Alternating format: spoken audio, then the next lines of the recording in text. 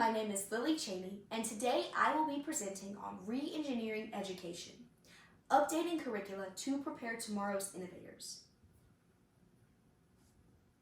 Engineering schools are still relying on outdated curricula.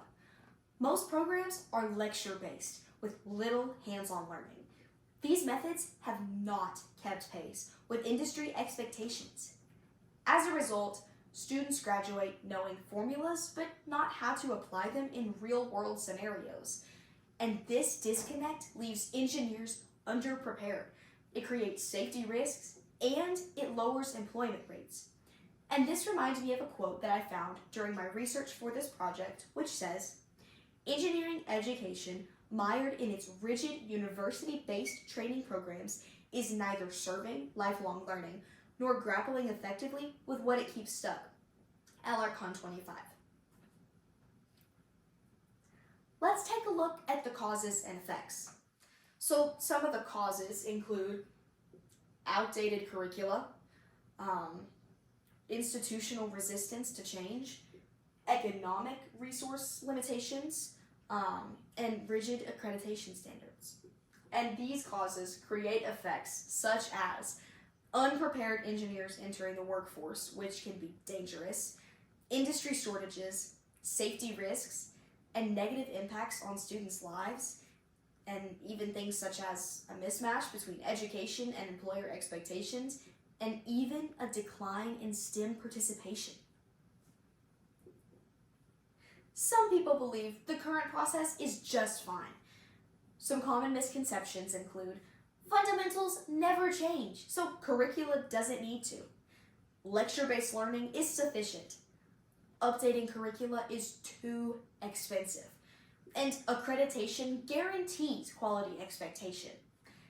All schools can adopt the same reform model. Or even, students will figure it out once they're hired. But these assumptions ignore the reality that engineering requires modern tools, collaboration, and practical experience. Another quote I found during my research for this project says, "Engineering programs must align more closely with industry needs to prepare graduates for the workforce." Barton, 16.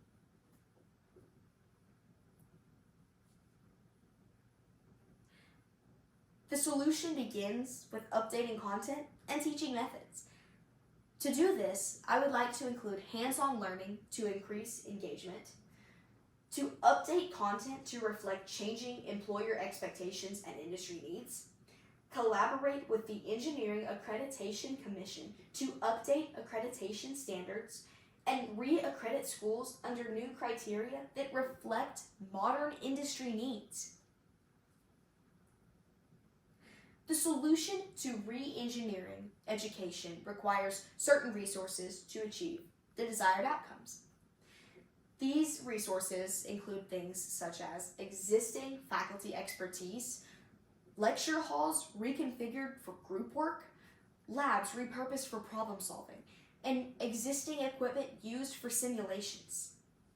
And these resources will be used to create the desired outcomes, which include better prepared engineers with both theory and practice, higher employment rates, improved safety and innovation, and a dynamic curriculum that keeps students interested in STEM.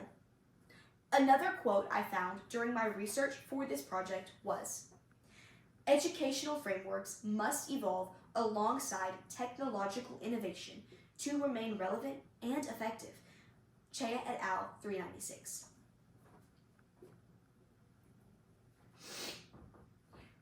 This is an example of a study that shows that shifting to hands-on learning improves student performance.